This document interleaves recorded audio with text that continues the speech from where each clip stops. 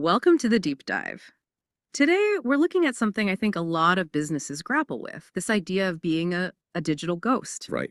It's a strange paradox, isn't it? Yeah, exactly. We've got this real world company, super successful, been around for decades, served hundreds of thousands of happy customers, but you look for them online. Nothing. Functionally invisible, like you said. It's a fascinating and honestly quite a critical issue for businesses today. So let's get specific. What's the case we're digging into? Okay, so the focus of our analysis was a company called Jacob Transportation. They're a limo service based out in Scottsdale, Arizona. Okay, limo service. And you said successful. What kind of numbers are we talking about? Because the contrast is really the story here. Oh, the numbers are genuinely impressive. They've been operating for 24 years. Wow, okay. Yeah, long time. They report serving over 700,000 passengers in that time, and they claim 100% customer satisfaction. 700,000 passengers. Oh, That's a serious track record. And they have that pink Hummer limo too, right? I saw that mentioned. That feels like something people would talk about. you'd think so. It's a unique asset, absolutely. It should make them stand out. But here's the kicker. We ran searches for core non-branded terms. Things like Scottsdale Limo Service or Limo Company Phoenix area. The kind of searches a new customer would make. Exactly. And Jacob Transportation. Nowhere. Not in the top 10 results. Not even close sometimes. Just gone. So the mission then was to figure out why. What's causing this disconnect between real world success and online failure? Precisely. We wanted to reverse engineer the problem. We used a few different AI tools, Claude, Manus, and importantly, Google's own platform, NotebookLM. NotebookLM. Okay. We'll probably touch on why that specific tool is key later. Definitely. The idea was to do a really deep competitor analysis, see what the top players were doing right, and pinpoint exactly where Jacob's online presence was, well, falling down. All right. So where did the analysis point first? What was the immediate glaring issue? Well, fundamentally, they were fighting on the wrong battlefield. Or maybe not really fighting at all on the right one. Okay, explain that. What's the wrong battlefield versus the right one in this context? It comes down to branded versus non-branded search. It's a crucial distinction. Right. So branded search is when someone already knows the company name. Exactly. Someone types Jacob Transportation into Google. They already know who they're looking for. Those searches are relatively easy to rank for, and Jacob probably did okay there. But that's not where the growth is usually. No, not for acquiring new customers. The real opportunity, the massive pool of potential clients, is in the non-branded search. That's your best limo service in Phoenix, Scottsdale airport car service, party bus rental prices near me, that kind of thing. Precisely. These are people looking for the service, not the specific provider. They have strong intent to book, but they haven't decided who with yet. That's the battlefield you need to win. And the analysis showed Jacob just wasn't competing there. Not effectively, no. They were essentially invisible to that huge segment of the market. It meant they were probably relying almost entirely on word-of-mouth referrals and repeat business.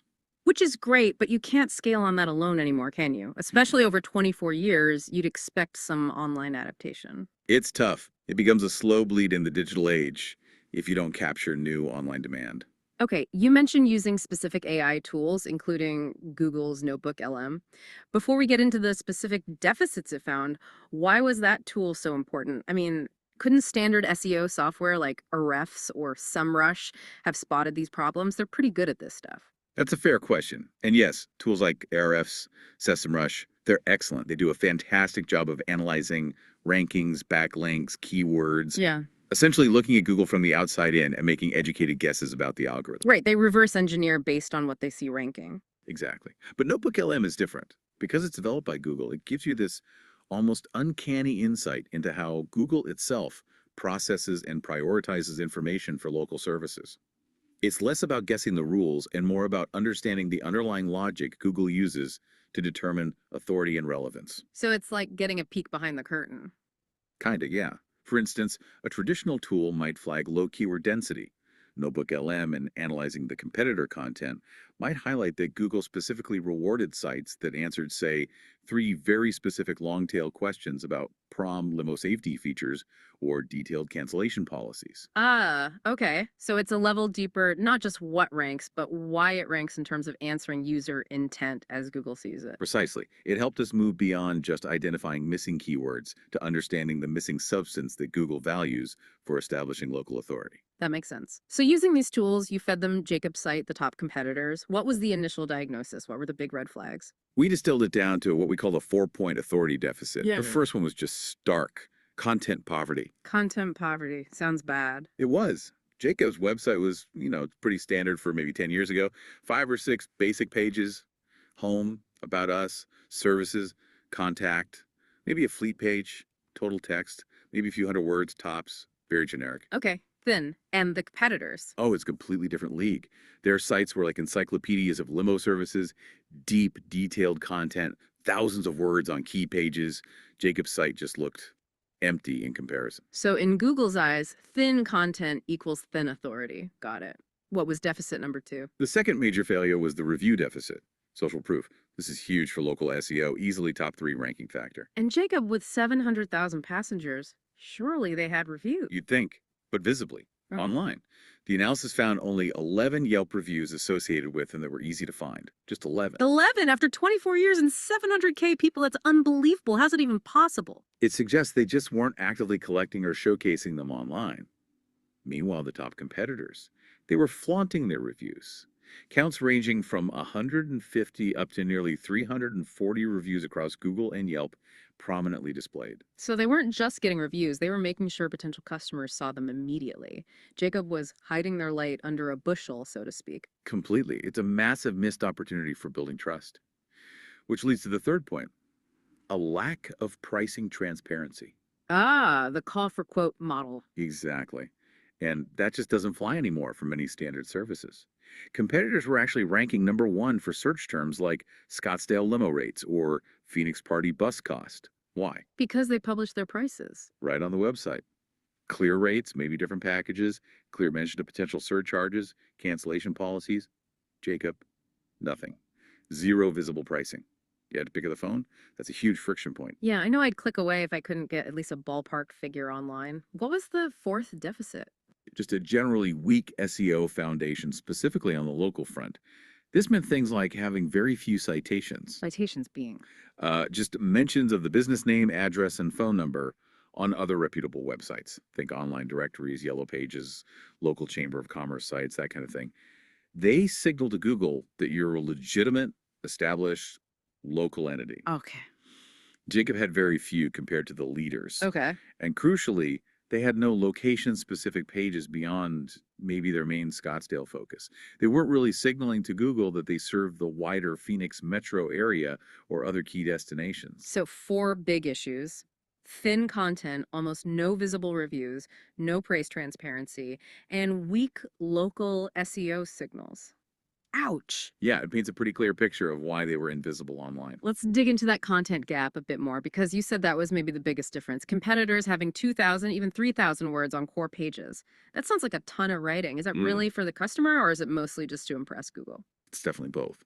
But you can't discount the Google signaling aspect. Yeah. That sheer volume, that depth of information, it's a powerful signal of authority. It tells Google, hey, we are the comprehensive resource for this topic in this area. Okay, so it builds credibility with the search engine. Massively. Yeah. And that volume allows you to do something crucial. Yeah. Integrate keywords naturally and frequently. Ah, so it's not about just stuffing Scottsdale limo service in there 50 times. No, definitely not. That's old school stuffing and it doesn't work. It's about achieving relevance through specificity and detail. Because you're writing so much useful information, the relevant keywords and related terms just naturally appear many times, maybe 15, 20, 30 times, but in context. Can you give an example, like Jacob versus a competitor? Sure. So Jacob's site might just have a bullet point under services that says party bus. That's it. Okay. A top competitor on their dedicated party bus page wouldn't just say party bus. They'd describe the specific vehicle model, the passenger capacity, the brand of the sound system, kicker subwoofers, the type of lighting, RGB LEDs and laser light show, mention the wet bar, the dance pole, insane detail. Right, they're painting a picture, but all those details are also potential search terms or answer questions people might have. It becomes this feast of information, like the outline said. Exactly. That feast is what Google loves because it anticipates and answers so many potential user queries. Same for airport service. Jacob might say airport transfers. Competitors list every single specific airport they serve. Phoenix, Sky Harbor, Scottsdale Municipal, Mesa Gateway, Falcon Field. They talk about specific terminals, meeting procedures, maybe even traffic patterns. And that naturally weaves in terms like Sky Harbor, car service, or transportation to PHX. Precisely. And this ties into another gap. Jacob lacked targeted landing pages. The competition had pages built specifically for weddings, proms, corporate events, golf outings, pages for specific types of vehicles with their rates. Each one a deep dive into that specific need. So Jacob had a shallow puddle. The competitors had dug deep wells of information for every possible customer need. That's a good way to put it. Okay, moving beyond just the words on the page, the analysis mentioned missing trust signals. This feels connected to the review deficit, but maybe broader. How does a company with 700,000 passengers served fail to signal trust online? It really comes down to strategic placement and visibility. Trust needs to be established immediately, like within seconds of someone landing on your site. First impressions matter, even online. Hugely. What the competitors did effectively was plaster their high ratings, review counts, maybe affiliations like BBB or Chamber of Commerce, right there, front and center, above the fold, as they say. You land, and boom, instant credibility. Verified testimonials often feature prominently too. And Jacob. Despite that incredible history, 700,000 passengers. Their homepage, according to the analysis, featured basically zero prominent testimonials or trust badges. You landed, and it looked like any other generic site. You had to actively dig around to find any proof they were legitimate or well regarded. That's just leaving money on the table. It's like having a wall full of awards in your office, but boarding up the window. Exactly. You have the assets, but you're not showcasing them where it counts. It was a similar story with signaling local authority. Right. You mentioned the weak citations and lack of location pages. How did the competitors signal they were the regional experts? They were much more strategic about claiming their territory, basically. Okay. First, they listed very extensive service areas, sometimes naming up to 9 or 10 surrounding cities and towns, not just Scottsdale. So they explicitly stated their reach. Yes, and often backed it up by creating dedicated pages for those surrounding cities, like a limo service in Paradise Valley page or Chandler Airport transportation page. Each page reinforces their relevance for searches originating from or asking about those specific areas. Okay, that makes sense. And they didn't stop there. They integrated local landmarks and venues into their content. They'd mention providing service to Old Town Scottsdale for shopping, to the Footprint Center for concerts, to specific resorts like the Westin Kierland or the Phoenician. Ah, so they're name dropping relevant local places. Right. It signals to both users and Google, we know this area, we operate here, we're the go-to choice for the entire Phoenix metro region, not just this one suburb. Jacob's site felt very geographically limited in comparison. Okay, so we've thoroughly dissected the before picture, the digital ghost. Let's talk about the after. Based on this AI-driven analysis, what was the actionable blueprint? What did the recommended fix look like? Right, the diagnosis is only half the battle. The key was translating those findings into a concrete strategy, which we visualized with a mock-up of a new site for Jacob. The very first absolute must-do change. Let me guess, flaunt that experience. You got it. That 24 years in business, the 700,000 passengers served that, moved immediately to the main headline. Bang.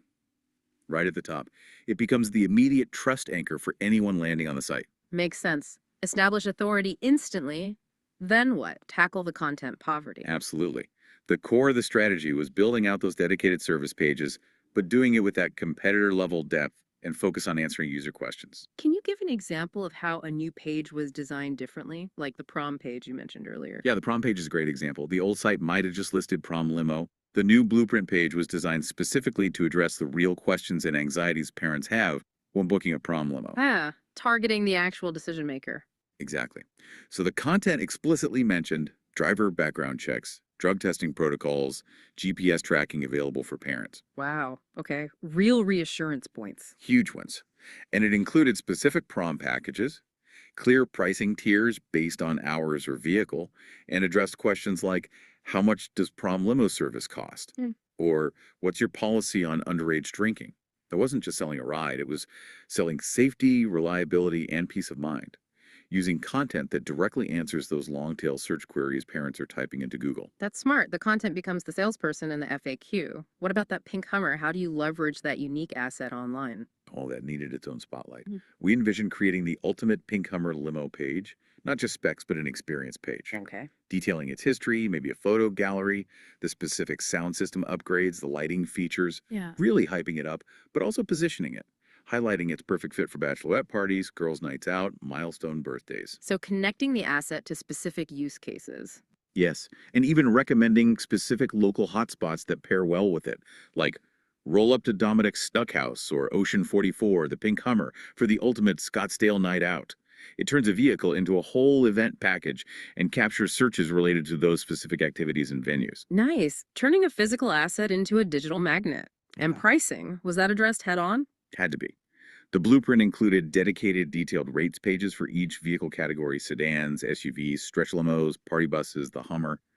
Clear hourly rates, package deals, airport transfer flat rates, explicit mention of fuel surcharges or gratuity policies, cancellation rules, full transparency. Builds trust and captures those how much does it cost searches. Exactly. And alongside pricing, massive FAQ sections on basically every service page, anticipating and answering every conceivable question. And finally, how did the blueprint address the limited geographic reach? By explicitly expanding it, the plan involved creating pages dedicated to their entire service area, not just Scottsdale, mentioning service to all major surrounding cities, but also highlighting premier Arizona destinations they could cater to. Broadening the scope. Right, pages talking about offering tours to the Grand Canyon, Mhm. wine tours in Sedona or Cottonwood, transportation for golf events at TPC Scottsdale during the Phoenix Open, spring training games. It positions them as a full-service Arizona transportation provider, not just a local limo company. Signals massive regional authority to Google. Man, the difference between the before site and this after blueprint is just staggering. It goes from being a flimsy online business card to this comprehensive, authoritative resource. That's really the core takeaway, isn't it? In today's world, your business website, especially for a local service, it just cannot be a simple brochure anymore. It's got to be way more than that. It needs to wear multiple hats. Yeah, it has to be your hardest working salesperson, convincing visitors. It needs to be your most detailed product catalog, showcasing everything you offer. And it has to be your biggest wall of customer praise, building that instant trust. All rolled into one digital machine that works for you 234/7. And this Jacob Transportation case really throws that into sharp relief. The contrast between the original site, thin, generic, hiding its strengths, and what the analysis showed was needed.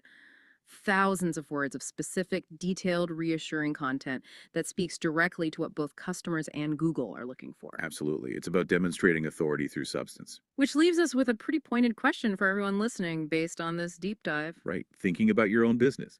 You might be fantastic at what you do in the real world. You might have legions of happy customers, decades of experience, maybe even your own Pink Hummer equivalent. But the question is, does your website actually show it? Is it effectively communicating to Google and, more importantly, to your future customers just how good you really are? Are you translating that real world success into tangible digital authority with deep content and visible trust signals? Or are you, perhaps without realizing it, still operating like a digital ghost? Something to think about.